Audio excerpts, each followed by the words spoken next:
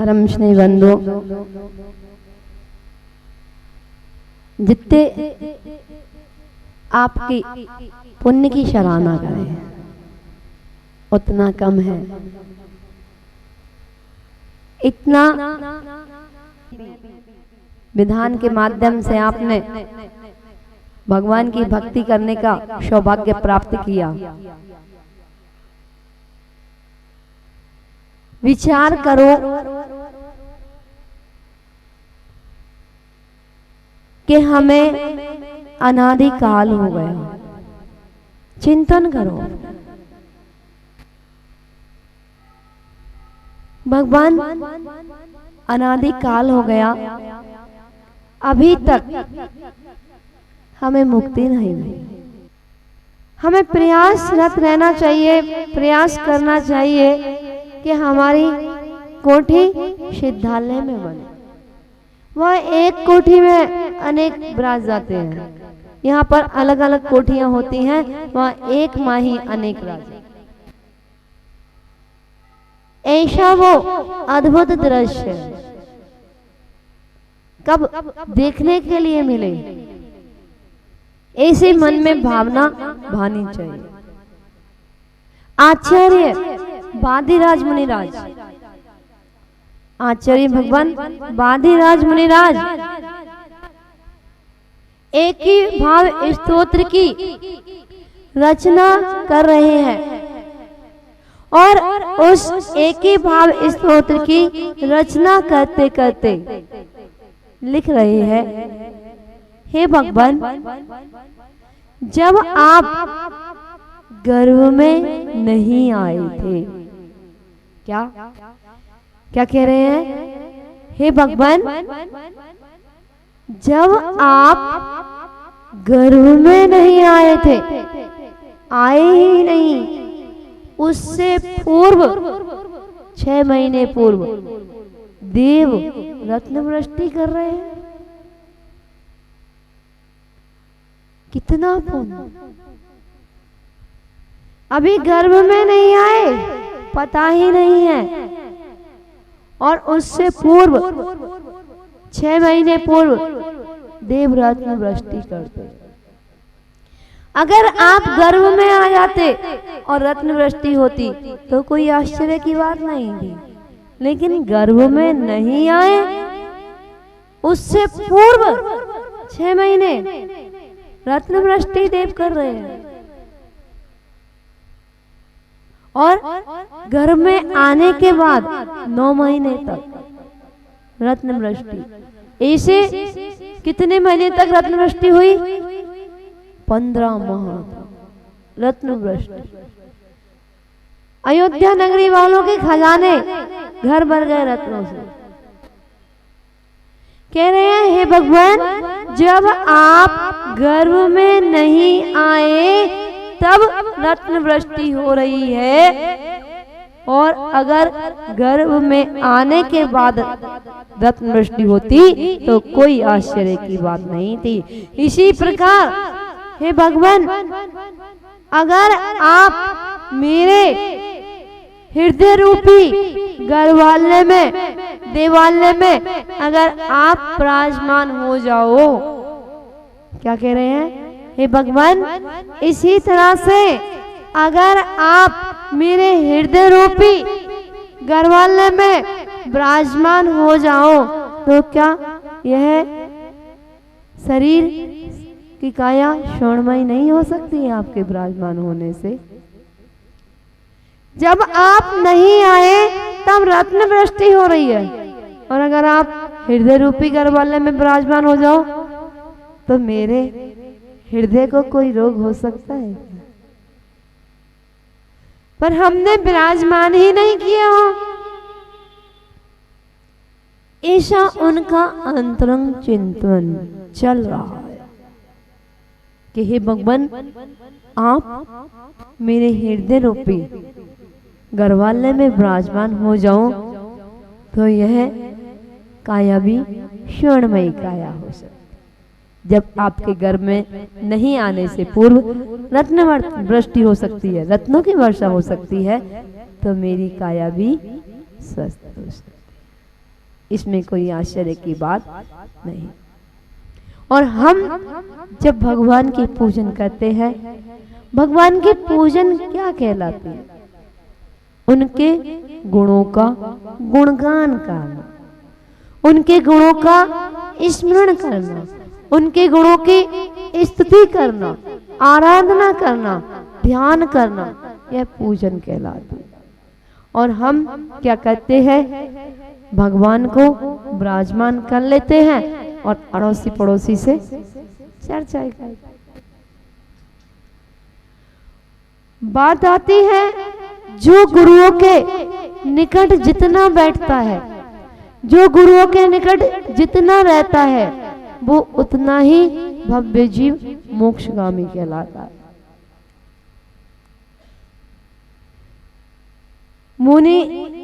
मुनियों के बाद दूसरा नंबर किसका होता है?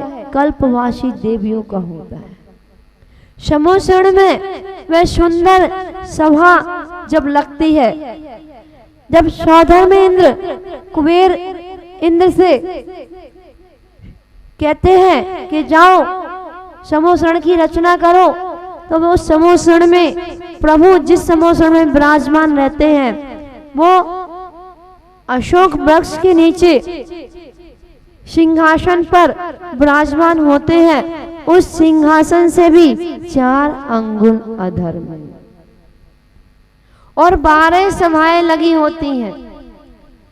12 सभाएं लगी होती हैं। चारों दिशाओं में जीव उपस्थित रहते हैं और एक मुख होता है, 4 मुख दिखाई देते हैं। एक मुख होता है, 4 मुख दिखाई देते हैं। इतनी विशुद्धि बढ़ती है वहां, इतनी विशुद्धि होती है, इतनी विशुद्धि होती है कि एक मुख होते हुए और 4 मुख दिखाई देते हैं। जैसा आपने कभी देखा हो भरी सभा में, और आपका जिससे स्नेह वात्सल्य अधिक है, वो आपको देखे या ना देखे, उसकी दृष्टि सामने की ओर है, सामने ही आप बैठे हैं, और आपको कैसा लगेगा कि वो हमें देख रहे हैं। लगता है कभी कभी। जैसे मान के चलो आप महाराज जी के पास बैठो या माता जी के पास बैठो और ये ग्राउंड पूरा हाउसफुल हो और प्रवचन सभा चल रही हो, सभी को देखा जा रहा हो, सभी को देख रहे हैं, लेकिन उस समय उपयोग कहाँ है? भगवान की वाणी पर है, जिनेंद्र की वाणी पर है, आपकी तरफ तो नहीं है। लेकिन जिनेंद्र की वाणी पर उपयोग होने पर भी और आपको क्या लगता है कि गुरुदेव हमारी ओर देख रहे हैं, माता जी हमारी ओर देख रही है। ये क्यों? क्योंकि आपका उनके प्रति श्रद्धा, आस्था, विश्वास है और उनका आपके प्रति वात्सल्य भाव, इसलिए आपको लगा कि हमें देख रहे हैं। ऐसे ही उस समोसण के अंदर जीव जब उपस्थित रहते हैं और दिव्य ध्वनि सुनते हैं, तो उनको ऐसा लगता है कि भगवान हमारी ओर निहार रहे। ये वहां की विशुद्धि होती है, अतिशय। आप लोग मंदिर जाते हो, कभी भगवान को देखते हो? नहीं देखते हो, आंखें बंद कर लेते हो, नमस्कार बंद। आप भगवान के सामने जाते हो और आंखें बंद कर लेते हो, और अन्य चीजों के पास जाते हो तो आंखें खोल लेते हो। पिक्चर हॉल में जाते हो तो आंखें बंद करके बैठते हो, खोल के बैठते हो, और भगवान के मंदिर में जाते हो तो आंखें। भगवान के मंदिर में जाओ तो आंखें खोल करके बैठो और भगवान को निहारो, और भगवान को निहारते निहारते निहारते निहारते उनकी छवि अपने अंदर बसा। कैसे बसा लो? जैसे आप अपने बच्चे की छवि अपने अंदर बिठा लेते हो। तुम्हारा बच्चा हॉस्टल में जाता है, कितनी दूर पढ़ाई करता है, और नाम लेते ही सामने आ जाना। क्यों? क्योंकि आपका मोह उसके प्रति अटूट है, इसलिए आपको आंख बंद करते ही वह दिखाई देता है। भगवान के प्रति ऐसा अटूट इसने नहीं है, इतनी श्रद्धा आस्था नहीं है। भगवान का नाम लो और भगवान की प्रतिमा आ जाए। आप प्रतिमा को तो देखते हैं पर प्रतिमा के अंदर परमात्मा को नहीं है। जिस दिन आप प्रतिमा के अंदर परमात्मा को निहारने लग जाओगे, उस दिन ये संसार रूपी चक्र आपका धीरे धीरे क्षय होता जाए। उस प्रतिमा में बैठे परमात्मा को निहारने का प्रयास करो। देखो उनको एकटक और उनको देखते देखते उनके वो 46 मूल गुणों का गुणगान करो। हम तो स्वाहा स्वाहा स्वाहा स्वाहा स्वाहा करते रह गए। कितनी पूजा हो गई? हमारी तो 4 पूजा हो गई। मैंने तो 6 पूजा कर ली, तुमने 4 ही कर पाई। पड़ोसन कह रही थी मेरी तो अभी 1 ही पूजा हो गई है। तो तुम क्या कर रही थी? बात कर रही थी का जो 1 ही पूजन हो पाए। एक व्यक्ति 1 घंटे बैठता है और फिर भी कुछ लाभ नहीं ले पाता, और एक व्यक्ति 5 मिनट के लिए आता है, भगवान को निहारता है, भगवान का गुणगान की और दृष्टि डालता है, भगवान के गुणों का ध्यान करता है, वो 5 मिनट में भी 5 घंटे का ले जाता है। और एक व्यक्ति घंटों से बैठा अड़ोसी पड़ोसी से चर्चा करना। एक एक पूजन में सार भरा हुआ है, सार भरा हुआ है।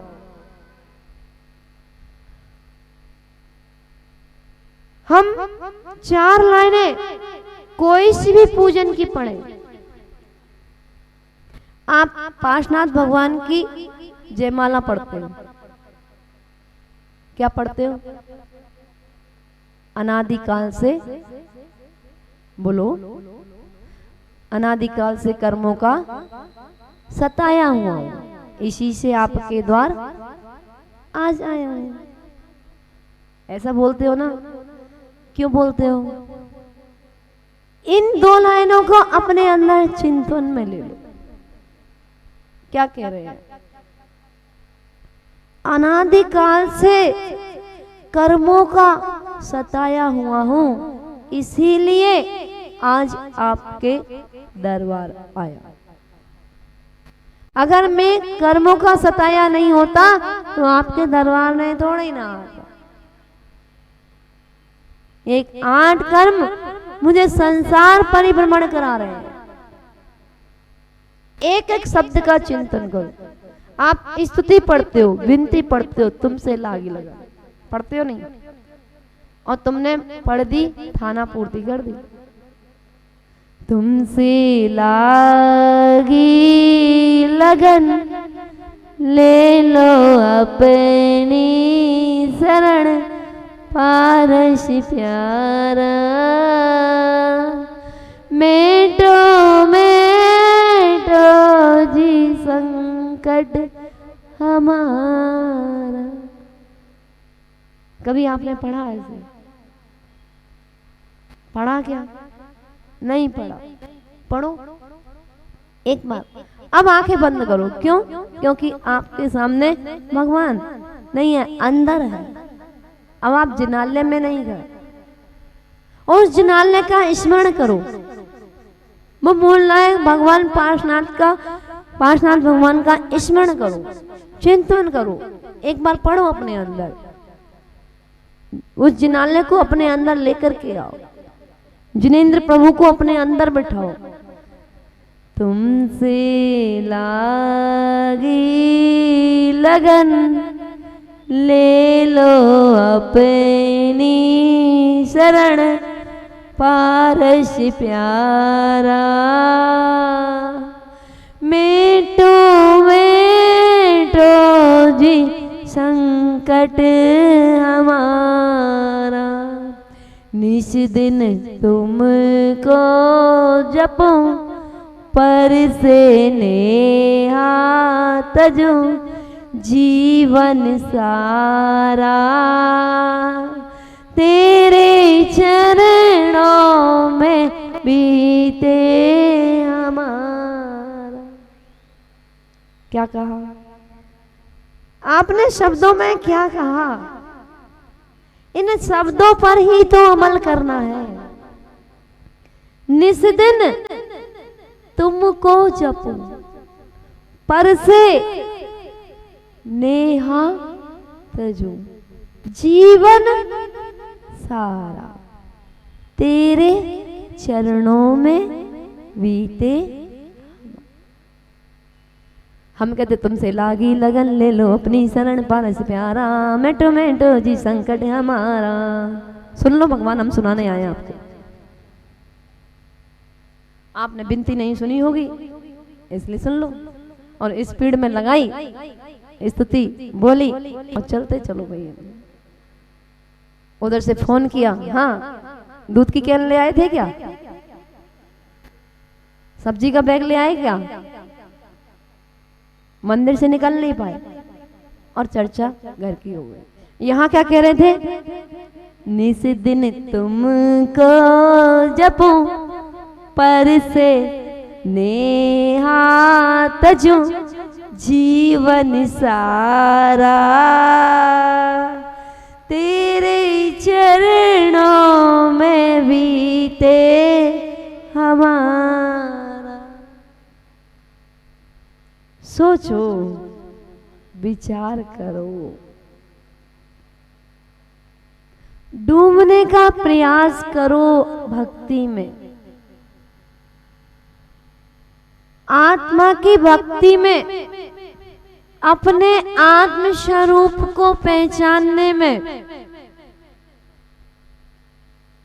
जब तक अपने स्वरूप को नहीं पहचानोगे, जब तक अपने आत्म स्वरूप से, अपने आत्म तत्व से, अपने जीव द्रव से, तब तक आपको महिमा नहीं आएगी। पहले अपने आप से लगाव करो। जब तक हमें अपने आप से लगाव नहीं होगा, तब तक हमें प्रभु से लगाव नहीं होगा। और जब जब हमें अपने आप से लगाव हो जाएगा, आत्मा ही तो परमात्मा बनती है।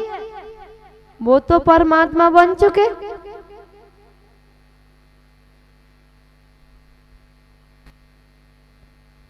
एक एक पूजन में सार बनाओ, एक एक भजन में सार भरा हुआ है। आप नमोकार मंत्र भी पढ़ते हैं, उस नमोकार मंत्र में भी पंच परमेष्टि गर्भित है। और पंच परमेष्टियों के मूल गुणों को आप नमस्कार कर